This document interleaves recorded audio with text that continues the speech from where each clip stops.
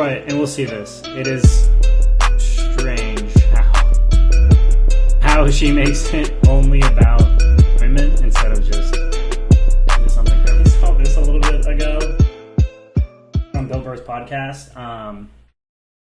And he talks about this article he read.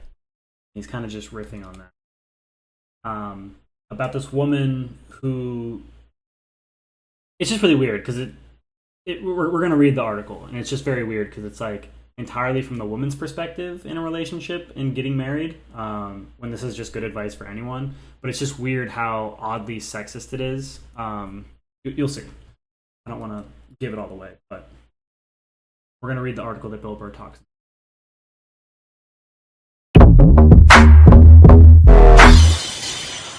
I don't know. There's something so solitary about being a comedian that you start to be this little dictator in your life.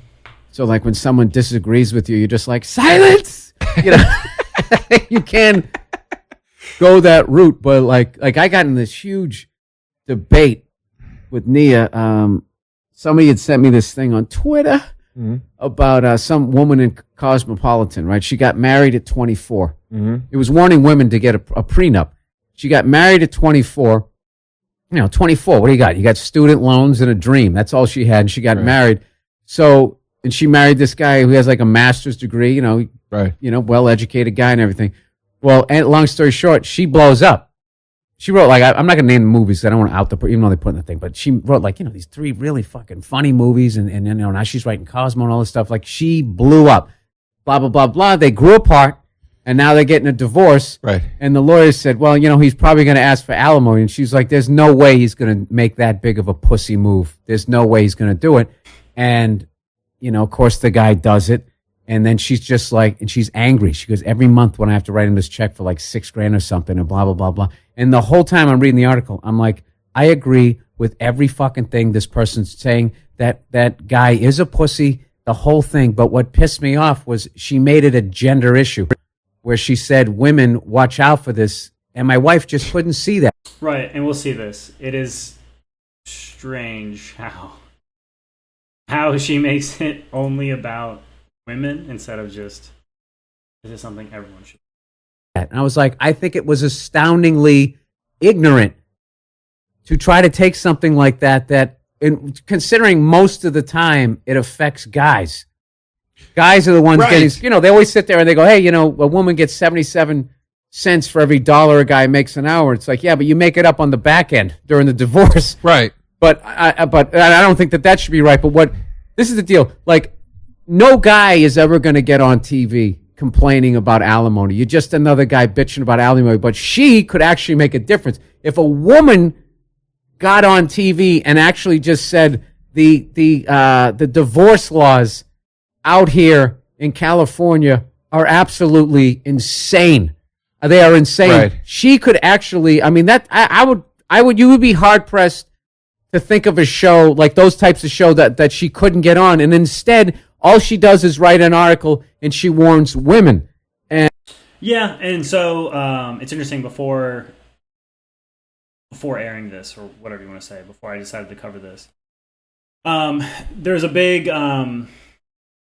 so originally, a big part of alimony was for when women. It was much harder for women to get jobs, much harder women to get good-paying jobs, and also, women were supposed to take care of the kids. So very economically disadvantaged. So if there was a divorce, women were at a huge. If you were a divorced woman, it's probably not looking good for you financially. You're going to need some help. And so one of the ways that we want to, we as a society went about that is through alimony. And it used to be entirely gendered, where a man could only pay alimony to a woman. And then I think it was like 2012 or something like that. Somewhat recently, like the laws in California, they made it ungendered. So a woman, whoever made more, would pay the person who made less. And I read a few articles about women who married, just complete losers, and they ended up paying them a shit ton of money. And I mean, this woman in this example definitely was paying her husband a lot of money. And Well, but here's the now I hear you. and 100%. we got in this big beef where she was just like, "Well, why do you feel she has to give you your comeuppance?" I'm like, there's no comeuppance in this. And I actually said, you know what? This is actually my fault because of all the bad shit I've said about women. That's all you're hearing right now, and I'm not saying it. She's 100% right. That guy is a fucking pussy. It's even worse when a guy does it to a woman. I know it's a double standard, but get a fucking job. I swear to God, dude. I joked. I said if I was married to Oprah, okay, and she's making $1 billion. If she came home and she fucking bought me a car, I tell her to take it back. All right. And we'll watch the rest of this, but he kind of goes on a tangent about what it means to be a man and accepting, just making just what he needs to be to feel like a man. All right. But here is the article, Why Every Woman Should Get a Prenup by Karen McCullough. And this is Karen McCullough. She's got some absolute bangers. Legally Blonde, Ugly Truth, 10 Things I Hate About You, House Bunny. I mean, Legally Blonde's actually a banger. I'm not sure about these other ones, but they are definitely good movies. So, she's for sure doing all right. I mean, and she's written for a lot of things, but those are the 4 big ones. So, homegirl here, Karen McCullough, is doing well. So here's her article, Why Every Woman Should Get a Prenup by Karen McCullough. The tagline is, when I got married as a penniless 24-year-old, never imagined I'd out-earn my husband or how that would affect me financially, especially when we got divorced. There are hundreds of details that a bride-to-be has to deal with in the months before her wedding. The band, the flowers, where to seat relatives who despise one another and are likely to throw things, but unfortunately the detail that can make the most significant difference in her life is often overlooked. A prenup. The reason for this are understandable. No bride ever wants to imagine the day she's going to get divorced. Fight the odds. Who would? But I believe the main reason a prenup isn't considered is because many young women getting married are in the same situation that I was. The owner of nothing but credit card debt. When I got married at 24, a prenup never even remotely occurred to me. What was there for him to take? My visa bill? But 18 years later, when I divorced my husband, I had a successful writing career and some money in the bank. He got to take half of it, but it isn't even the fact that I had to give him half that I found so egregious. It's the alimony he demanded I pay him on top of it that makes me very, very angry. Like scream really loud, get drunk, and eat gratuitous carbohydrates angry. On the first day of every month, I have to write him a mother being check for $6,000. I've been doing this for 2.5 years, and I've got 5 more left. How did this happen? Because California divorce laws are antiquated and ridiculous and favor the less successful spouse. You're probably thinking he must have been raising our children while I was acting as the breadwinner. Nope, we don't have any. The state of California says I'm supposed to keep him at the standard of living he got used to during our marriage, even though he's no longer my husband. So despite the fact that he has a master's degree and more marketable skills than I do, I have to give up my quality of life in order to maintain his. I can no longer afford such luxuries as cable TVs and haircuts. I don't believe that. That's a reach. I could afford cable TV. Don't fucking get the cheapest haircuts in the world. When my divorce lawyer, Melanie, first told me that my ex was eligible for spousal support, the new way of saying alimony, I replied, there's no way he's ever going to ask for that. That would be such a pussy move. She shook her head, looked at me across her desk, and said, every woman who sat in that chair has said the same thing. Get ready, because he's going to ask for it. She was right. Melanie and her firm, Wasser, Cooperman, and Carter, had a roster of female clients who, like me, wish they could build a time machine and go back and make their ex sign a prenup before they walk down the aisle. I've met a few. We managed to find another at parties. Maybe it's the look of disbelief and rage we all share. We end up huddling in the corner, discussing ways to cut down our monthly bills so we can afford to write that damn check. One woman was going to hire her ex to be her nanny. He didn't want the job. Why would he? He doesn't need a job. He gets her checks every month. I once had a first date with a fireman, no less, who after the topics of divorce and alimony came up, said, "Being your ex sounds like a great gig. I know I'd be taking that check." I informed him that if he told me a Kardashian was filleting him under the table as we were eating, that would have been less offensive than what he just said. Not really throwing the Kardashians under the bus there. Come on. Women support women. So, brides-to-be, I implore you, whether or not you have a penny to your name,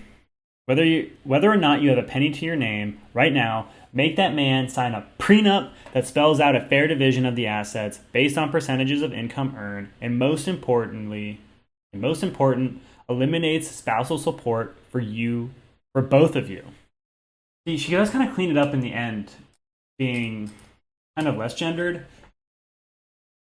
I think she's just in such a blind rage that she can't help but see this as like kind of talking to herself, or talking to herself, and meaning that she's trying to talk to women now who are getting married, and she's like in a way trying to fix her own mistake.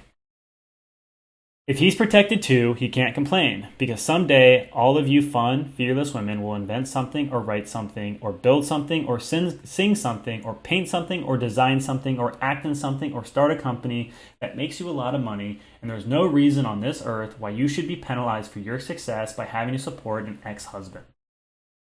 Right back to the gendered. Think of me, and what about the lesbians, Think of me as a cautionary tale. If I've convinced even one of you to get a prenup, I'll feel less angry on the first day of the next month when I have to write that goddamn mother-ing check yet again. What we already saw in the IMBD. So, I think Bill Burr is completely right. She could have really made a great case, because not that I've even really seen many men talk about alimony, but it would have been really interesting if she had gone on and said that. Because I do kind of agree. Like, unless someone's being the stay-at-home parent, I don't really think they deserve alimony. Because you do kind of get shafted by being a stay-at-home parent, because you're not building your marketable skills. You're kind of just taking care of the family, which I think deserves compensation through alimony if there is a divorce. Except I guess in that case they just call that child support, but I think those are two separate things. Okay. Back to the video. I'm not as a man. I'm not driving down the street. I don't agree. My wife bought this for me. I don't agree with that part of it, but I agree with everything else you said. And what's interesting to me is what separates us from the other guy, because we get worked up about it. That's the difference. You and I read that kind of article and go, a point needs to be proven. I need to walk across the room to the person I live with and prove that this is wrong, and we can't let it go. Whereas a million other people would just... 100% agree with me, then I can't let it go. Yeah. Dude, it turned it. We were at the airport, and we debated it the entire way from the airport. It's like an hour and a half fucking drive all the way to right to when we went to bed. And then she finally understood what I was saying, and then she agreed with me. And I probably said, it was a combination of me not making my point clearly and all of the shit that I've said through the, all the years of knowing her was already, she already has a preconceived notion of who I am, as I do her. Right. And I know what sets her off and that type of thing. But like, but getting back to that point, dude, you are like not accepting a car from Oprah if you were married to her. There's no fucking way I could do that. I'd have to pull my own weight for the simple fact because basically as a guy, like your job is to provide. So if you're with a woman and they have the kids, they can have the kid. I mean, you're there for you're there for the opening 5 minutes of the movie, and then they bring the whole thing home. That's what they can do. Right. Do most of people agree with this?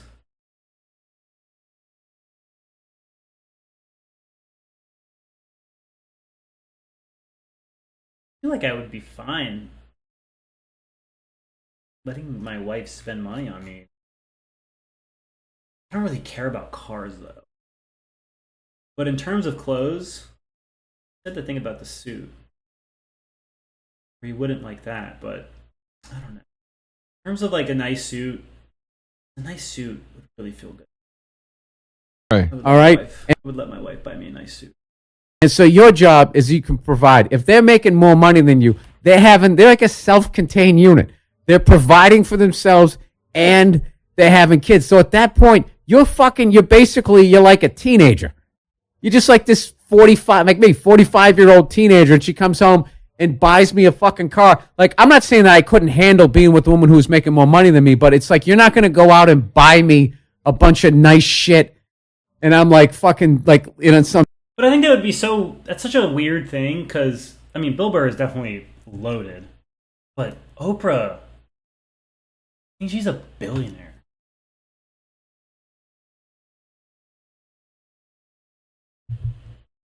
Yeah, like she could throw away more money than you can make in your life. So the things that she could buy on a whim for you that would be major purchases for you, there's just no way she wouldn't end up just buying you stuff that's like really nice. But, some people want to be self-sufficient, and I appreciate that. I think I would be somewhat the same, but the Oprah situation, I just don't know. Got $2.5 billion. Evening gown, like laying on my stomach on a fucking piano. Now Diamonds, singing Diamonds are a girl's best friend, Now here's like some kept woman. Fuck that. Here's the funny thing. I don't think women should do that either. I disagree with what you're saying right now. Because you're a mooch. And it relates to what we're talking about, because why is there a thing in me where I can't just go, it's Bill's opinion, I don't care, I don't agree with it. I'm sitting here right now going, no, he's wrong. I don't want you to agree with it. I want to hear your opinion. What do you have? No. And you don't have to yell. I'm right across this little table. It depends on the dynamic of the relationship. Sure, if there's, I believe it should be a team and it should function like a team. So if your wife is going to have kids and she's going to be the person there raising the kids, nurturing the kids, and all that stuff, then yeah, go out and be the guy bringing home the bread, make her life easier, and it's a team at that point. If you're just two people that aren't having kids, and she gets a little more successful than you do, and she wants to throw you a car, yeah, that's part of the equality of the sexes. It's like it's got to be all or it's nothing. Not a part of the equality. It has nothing to do with that. It just has to do with me as a human being. Like, yeah, Bill Burr, he always makes this big prescription. he's just talking about himself. I don't want to be like if I have a car, I want to be like, I paid for this thing. Of course, this is my, like, I bought this thing. I want to be pulling my weight. We all want to, but I think that's more about like, if I bought you a car, you'd be like, get this car out of here, as your friend. I don't think it's a matter of my wife and I'm not a man. I think it's a matter of, I just don't feel right driving a car. Dude, just like if you have like a fucking suit and you look great in it, and your wife bought you your whole fucking wardrobe. I mean, at that point, I might as well put some heels on and just be some floozy walking down the street. I would definitely. Why do you work so much? How come we can't go to the movies? I mean, the amount of wood that I would have to chop to just try and still feel like a fucking man. And I wish there was a woman right here. Your fear. Where they would sit there and go like, well, this is a sexist thing where you like don't feel that a woman should make more money than you. I'm not saying that. I'm just saying if I was with a woman that was making more money than me, she's already bought the giant fucking house. There's no way you're buying me all this other shit. Like, I'll pay for the NFL Network. I have to bring something to the fucking table. I actually think that that's a good quality I have. Where there's a bunch of people out there who don't share my genitalia that would have no problem sitting in the house like a fucking house cat, laying in the goddamn sun as I'm out there slaving away. But let's no. But by the end of the day, the thing that she can do is she can actually, you know, I can't even say they make a baby. She can sit there and tough it out. As oh boy, well, they're not doing it. That's the thing. It's not like you're making a pie. But you sit there, you get banged, and then let me explain what happened. And then what happens is my stuff swims up the river there, hopefully gets through before the dam closes. It's like an action movie. That one person who rolls underneath, and then everybody else is on the other side. Open it up, open it up. I think this goes back to your fear That's the first 10 pages. That's the first 10 pages of your script, Joe. That's script writing, 101. I think this goes back to your fear thing. And Bill, fear leads to hate. I think it goes back to your ass. Fear leads to anger. Anger leads to hate. Hate leads to suffering. You know that? Hey, Joe. That's from Star Wars. I'll tell you this right now, Joe. Kant lives on Won't Street.